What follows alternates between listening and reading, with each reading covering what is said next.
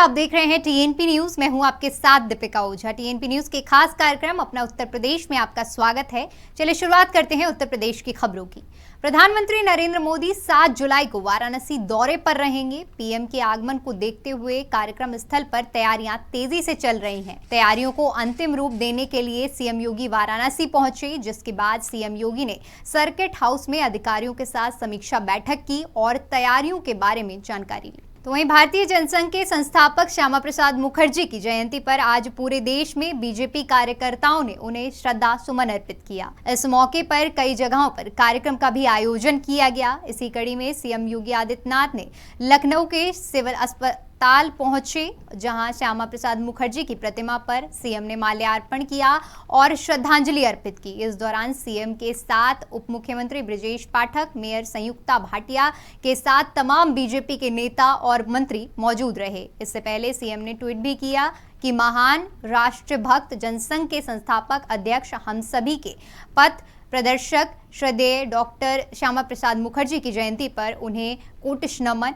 उन्होंने एक देश में 2 विधान 2 प्रधान और 2 निशान नहीं चलेगा का उद्घोष कर भारत की एकता और अखंडता की अक्षुण्णता को प्रखर स्वर प्रदान किया। यूपी वासियों के लिए बड़ी खबर है। बुंदेलखंड एक्सप्रेसवे अपने निर्धारित समय से 8 महीने पहले ही बनकर तैयार हो गया है। बुंदेलखंड के विकास को समर्पित यह एक्सप्रेसवे उद्घाटन के लिए भी तैयार है।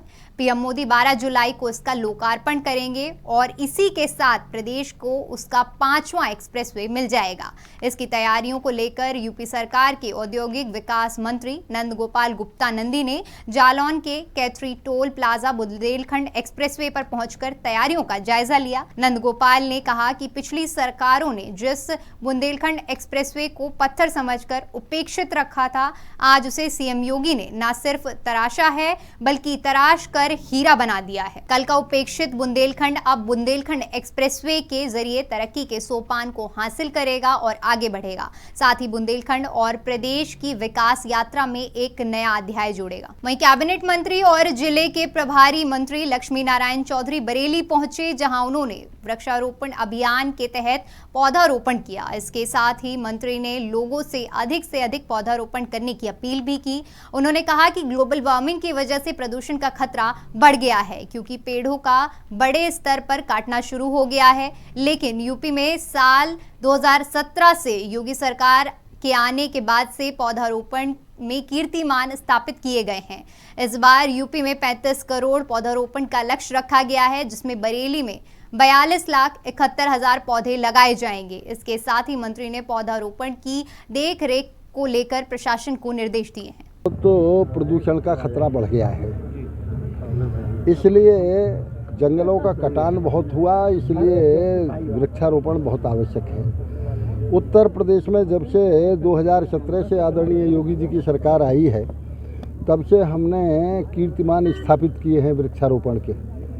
इस वर्ष भी उत्तर प्रदेश में 35 करोड़ वृक्षारोपण का लक्ष्य रखा गया है। तो वहीं विधान परिषद के 135 साल के इतिहास में ऐसा पहली बार होगा जब कांग्रेस का कोई सदस्य नहीं रह जाएगा। प्रदेश विधानमंडल में उच्च सदन कहे जाने वाले विधान परिषद से अब कांग्रेस खाली हो जाएगी। कांग्रेस पार्टी के एकमात्र सदस्य दीपक सिंह अब रिटायर हो जाएंगे। बता दें कि विधान परिषद से कुल 10 सदस्य रिटायर हो रहे हैं। इनमें समाजवादी पार्टी के जगजीवन प्रसाद, बलराम यादव, डॉक्टर कमलेश कुमार पाठक, रणविजय सिंह, राम सुंदर निषाद और शत्रुघ्न प्रकाश शामिल हैं। इसके अलावा बहुजन समाजवादी पार्टी के अतर सिंह राव, सुरेश कुमार कश्यप और दिनेश चंद्र का कार्यकाल भी बुधवार को खत्म हो रहा है। वहीं पर्यावरण को बढ़ावा देने के उद्देश्य से सीएम योगी के निर्देश पर समूचे प्रदेश में वन महोत्सव कार्यक्रम के तहत 35 करोड़ पौधारोपण करने का लक्ष्य रखा गया है, जिसको लेकर प्रदेश के ऊर्जा राज्य मंत्री सोमेंद्र तोमर ने महोबा पहुंचकर पीपल का पेड़ लगाकर कार्यक्रम की शुरुआत की। इस दौरान विधायक और अधिकारियों ने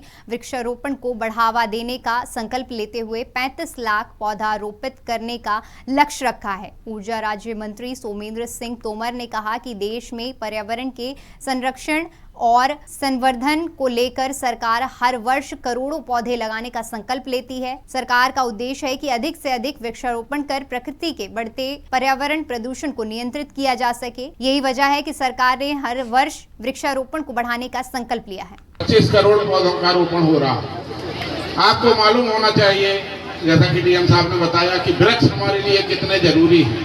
आज अगर हम लोगों को पर्यावरण की वजह से ज्यादा गर्मी झेलनी पड़ रही है, समय से बरसात नहीं होती है, जितना भी परेशानियां हो रही हैं, उसका एकमात्र कारण है कि हम लोगों ने वृक्ष को काटा तो है लेकिन वृक्ष को लगाना नहीं सीखा। आज हम लोग सब लोग यहाँ से एक एक प्रण लेके जाएं। हम सब बच्चों से अनुरोध करते हैं कि अपने घर के आंगन में, अपने बगीचे में, जहाँ भी वो संभव हो सके कम से कम 5 वृक्ष लगाएं और उनकी देखभाल करें। वहीं डूंगरपुर और यतीमखाना प्रकरण में सपा नेता आजम खान अपनी पेशी के लिए रामपुर कोर्ट पहुंचे। इस दौरान सपा विधायक ने कहा कि कुछ सरकारी लोगों पर भी मुकदमे होने चाहिए, सारे मुकदमे हम पर ही होंगे, विपक्ष के लोगों पर ही सारे मुकदमे होंगे। बता दें कि ईडी ने आजम खान के बेटे अब्दुल्ला आजम और उनकी पत्नी तंजीम फातिमा को नोटिस जारी कर 15 जुलाई से पहले पेश होने को कहा। ईडी की तरफ से जारी नोटिस में इन दोनों को 15 जुलाई से पहले अलग अलग तारीखों पर दोनों को बुलाया गया है। ये नोटिस जौहर यूनिवर्सिटी के मामले में ईडी ने पूछताछ के लिए जारी किया है। ईडी जौहर यूनिवर्सिटी मामले में इन दोनों के फंड ट्रांसफर की जांच कर रही है। वहीं फिल्म मेकर लीना मनीमेकलाई अपनी फिल्म काली को लेकर विवादों में घिर गई हैं। फिल्म के पोस्टर में माता काली के हाथ में सिगरेट और LGBT का झंडा देखकर प्रदेश में अयोध्या के साधु संतों और लोगों में गहरा आक्रोश है। इसी बीच हनुमानगढ़ी के महंत राजू दास ने फिल्म मेकर लीना को जयपुर की घटना के तर्ज पर धमकी दी है। महंत ने कहा कि क्या चाहते हो, तुम्हारे भी सिर तन से जुदा हो जाए, यही इच्छा है क्या? अभी तो आपने जो दुस्साहस किया है वह क्षम्य है, माफी भी मिल सकती है, लेकिन अगर यह फिल्म रिलीज हो गई तो हम वह स्थिति उत्पन्न कर देंगे कि आप संभल भी नहीं पाओगे। फिल्म निर्माता हैं लीना, जिनके द्वारा बनाई गई पिक्चर सनातन धर्म संस्कृति और हमारी हिंदू देवी देवता का मजाक उड़ाया जाना बहुत ही निंदनीय है। इसके नाते मैं देश के गृह मंत्री जी से मांग करता हूं कि इनके खिलाफ सख्त से सख्त कार्रवाई हो और इस पिक्चर के ऊपर बैन लगाया जाए। अभी उन्होंने जो ट्रेलर दिखाया है उस ट्रेलर में शक्ति स्वरूपा मां काली के मुख में सिगरेट सुलगाते हुए दिखाया गया है। चलिए फिलहाल वक्त तो चला एक छोटे से ब्रेक का। TNP न्यूज एक हिंदी भाषी न्यूज चैनल है। TNP ग्रुप का मूल उद्देश्य ग्रामीण क्षेत्र के युवाओं को पत्रकारिता का ज्ञान और कौशल प्रदान करना है। अधिक जानकारी के लिए विजिट करें हमारी वेबसाइट tnpnews.in या graminreporter.com।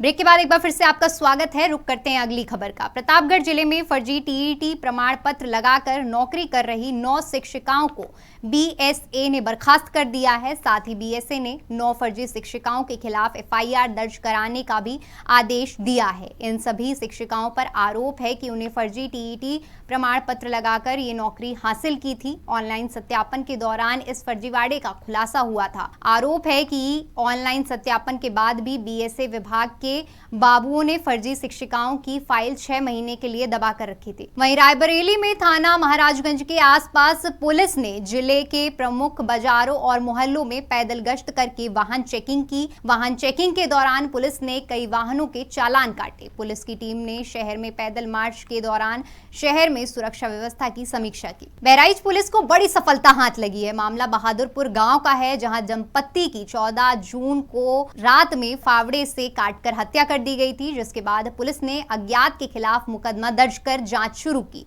पुलिस अधीक्षक ने मौके का मुआयना कर तीनों टीमों को मामले में लगाया।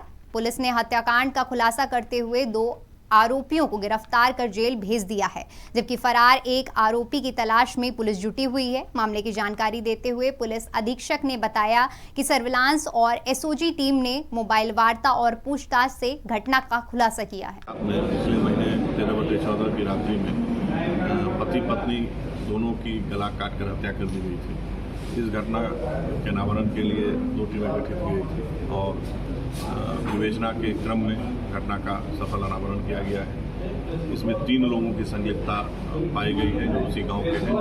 घटना का कारण जमीन का विवाद था, जिसमें मृतक के द्वारा जो आरोपी हैं उनकी जमीन में चक्रोड बनाने के बाद चल रही थी और उसकी पैमाइश होनी थी, और उसी चीज़ को रोकने के लिए जो आरोपी हैं उन्होंने उनकी हत्या की। तो वहीं योगी सरकार जहां एक और कानून व्यवस्था को लेकर बड़े बड़े दावे कर रही है, तो वहीं रायबरेली जिले में एक दिल दहला देने वाली घटना सामने आई है। मामला ढी थाना क्षेत्र के लोकई गांव का है, जहां गांव के बाहर एक झोपड़ी में बुजुर्ग दंपत्ति को जमीन विवाद के चलते जलाने का प्रयास किया गया। बुजुर्ग दंपत्ति के शोर मचाने पर जब ग्रामीण दौड़े तो हमलावर वहां से भाग खड़े हुए। तो वहीं पीड़ित के नाती विजय ने गांव के ही 2 लोगों पर अपने दादी दादा को जलाने का आरोप लगाया है। सूचना मिलते ही मौके पर पुलिस पहुंची और मामले की जांच शुरू कर दी। हमारे दादाजी और दादी गांव के बाहर रहते हैं, छप्पर रख के। वो बद्री प्रसाद का मेवालाल का तालाब पट्टा है, उसके बगल में रहते हैं। लोगों ने कई बार धमकी दी मुझे, यहाँ जगह खाली कर दो नहीं तुम्हें मार देंगे जान से। रात में 3 बंदे गए 9 बजे के आसपास। मेवालाल और एक बंदा और था, उसको पहचान नहीं पाया दादाजी, उन्होंने पकड़ रखा था। बद्री प्रसाद ने वो छप्पर फूंक दिया। दादी जी हमारी उसके अंदर थी, वो जल गई पूरी। की महिला जिसकी उम्र लगभग 60 साल है, दूसरा सूरजपाल जिसकी उम्र लगभग 65 साल है, CSCD से रिफर आए थे, जो जले हुए अवस्था में मेरे पास आए थे। उनका प्राथमिक उपचार करके भर्ती कर लिया गया है। सर्जन उनका इलाज कर रहे हैं। प्रदेश में मानसून सक्रिय हो गया है, रुक रुक कर बारिश हो रही है। मौसम विभाग का अलर्ट है कि यूपी में आने वाली 9 जुलाई से लेकर 12 जुलाई तक जमकर बारिश होगी, तेज हवाएं चलेंगी और आकाशीय बिजली भी गिर सकती है। मौसम विभाग के अनुसार इस हफ्ते में अलग अलग जिलों में कभी मौसम साफ हो जाएगा तो कभी हल्के बादल छाए रहेंगे, तो वहीं किसी दिन बारिश भी हो सकती है। चलिए फिलहाल के लिए उत्तर प्रदेश की खबरों में इतना ही। देश और दुनिया की तमाम बड़ी खबरों के लिए हमारे YouTube चैनल को सब्सक्राइब करें। खबरों को विस्तार से जानने के लिए हमारी वेबसाइट www.tnpnews.in पर विजिट करें। धन्यवाद।